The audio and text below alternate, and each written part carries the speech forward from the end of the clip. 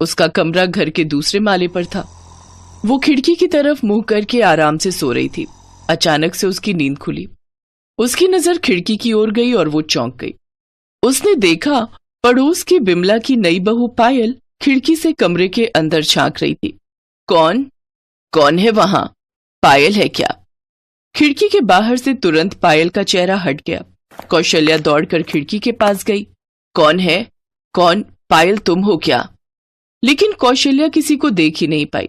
वो खिड़की से आगे पीछे ऊपर नीचे चारों तरफ देखती रह गई। उसे पूरी रात नींद नहीं आई। अगले दिन सुबह सुबह वो बिमला के घर पर गई। अरे कौशल्या, आओ आओ, क्या बात है? इतनी सुबह सुबह क्या सोचकर आ गई हो? घर में चीनी या चाय पत्ती खत्म हो गई है क्या? नहीं नहीं, चाय पत्ती नहीं, मेरा मेंटल पीस खत्म हो गया है। Mental peace? वो क्या चीज है? कोई नए किस्म का खाना है क्या? नहीं नहीं, मेंटल पीस मतलब मानसिक। छोड़ो, तुम नहीं समझोगी।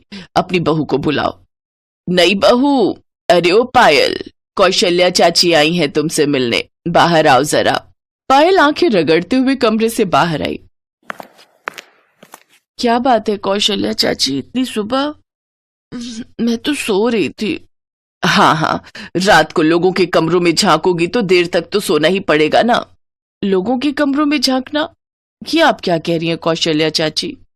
हाँ कौशल्या, ये क्या तुम उल्टा सीधा इल्जाम लगा रही हो मेरी नई बहू पर?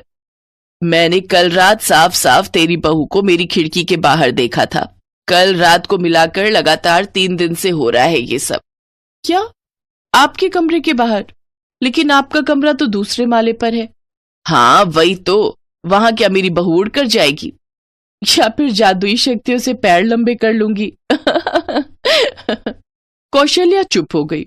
उसे चुप देखकर बिमला ने कहा, कौशल्या तुम सो रही थी, तुमने सपना देखा होगा। जाओ घर जाओ और चाय पी लो। नहीं नहीं, मैं चाय बनाकर लाती हूँ। कौशल्या चाची, मेरे हाथ की चाय पियो। कौशल्या के पास कहने के लिए कुछ भी नहीं था, लेकिन उसे साफ साफ याद था। उसने पायल को ही अपनी खिड़की के बाहर अंदर झांकते हुए देखा था। लेकिन पायल ऐसा कैसे कर सकती है? ये बात कौशल्या को कुछ समझ नहीं आ रही थी। पायल की शादी को सिर्फ 2 हफ्ते ही हुए हैं। पायल ने बिमला के बेटे राहुल से लव मैरिज की है, लेकिन शादी से सिर्फ 1 महीने पहले उन दोनों की मुलाकात हुई थी। शादी के बाद जब पायल इस घर में आई थी, तभी उसे देखकर कौशल्या को बिल्कुल अच्छा नहीं लगा था। पायल के चेहरे पर एक अलग चतुराई थी। कौशल्या ने मन ही मन सोचा था, ये लड़की को देखकर मुझे कुछ अजीब सा हो रहा है। मुझे ये क्यों लग रहा है कि इस लड़की को मैंने कहीं देखा है। कौशल्या के मन में एक शक था। खैर कुछ दिन तो ठीक ठाक बीते, लेकिन एक रात कौशल्या ने अचानक से खिड़की के बाहर पायल का चेहरा देखा। वो डर तो गई, लेकिन वो नींद में थी, इसीलिए खुद की गलती समझकर बात को जाने दिया। लेकिन उसके बाद लगातार 2 रात उसने पायल का चेहरा देखा, और उसके बाद वो विमला के घर पर पायल से मिलने के लिए गई। लेकिन पायल और विमला ने इस बात को हंसकर उड़ा दिया। उनकी जगह कोई और होता तो वो भी शायद इस बात को हंसकर ही उड़ा देता। ऐसा सच में हो सकता है क्या? लेकिन कौशल्या के मन में डर बैठ गया था। मुझे इस लड़की का राज खोदकर निकालना ही पड़ेगा, नहीं तो मुझे चैन की नींद नहीं आएगी। कौशल्या घर में अकेले रहती थी। 5 साल पहले उसके पति का देहांत हो गया था। कौशल्या की कोई संतान नहीं थी, लेकिन वो बहुत अमीर थी। घर में हमेशा 4-5 लाख रुपए कैश और उसके सोने के जेवर तो ऐसे ही पड़े रहते थे। लेकिन इससे पहले कौशल्या को कभी ऐसा डर नहीं लगा। वो रात भर सोई नहीं, बस खिड़की की तरफ मुंह करके बैठी रही। लेकिन आज उसने कुछ नहीं देखा। अगले दिन भी वो जग कर बैठी रही, लेकिन उस रात भी उसने कुछ नहीं देखा। अगले दिन उसे थोड़ी सी नींद आ गई। वो बैठे बैठे झक मारने लगी। उसकी नींद खुली तो देखा खिड़की के पास से एक चेहरा फट से हट गया। ये पायल ही है। पता नहीं वो क्या चाहती है। मैंने इसे कहीं देखा है, लेकिन कहाँ, मुझे याद क्यों नहीं आ रहा है। कौशल्या को नींद नहीं आई। सुबह सुबह वो चाय लेकर टीवी के सामने बैठ गई। थोड़ा न्यूज देख लेती हूँ।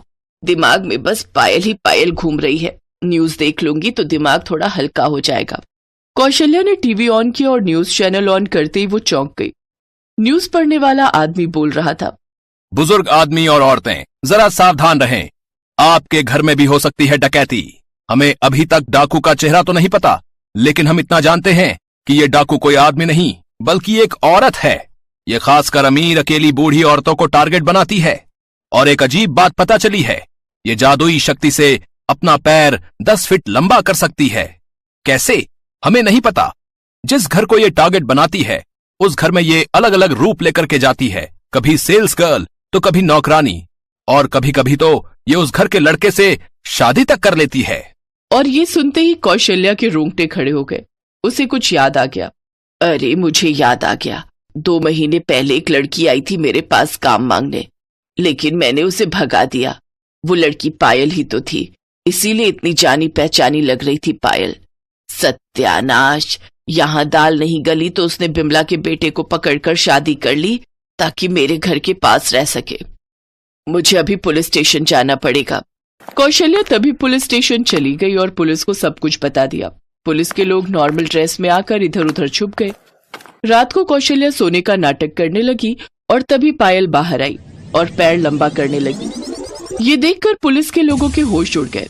वो तुरंत आए और पायल के दोनों पैर चेन से बांध दिए। रे अब क्या होगा रे तेरा, है लंबे पैरों वाली डायन, चल। छोड़ दो मुझे, छोड़ दो। कौशल्या नीचे आ गई। मुझे पहले से ही इस पर शक था। ले जाइए इसे सर, इसने बहुत सारे मासूम लोगों को लूटा है। पुलिस ने पायल को अरेस्ट किया। उसके बाद से लंबे पैरों वाली पायल कभी किसी को लूट नहीं पाई। उसे जिंदगी भर जेल में ही सड़ना पड़ा। बिमला ने कौशल्या को गले लगा लिया। आखिर कौशल्या ने ही तो उस डायन से मुक्ति दिलाई थी।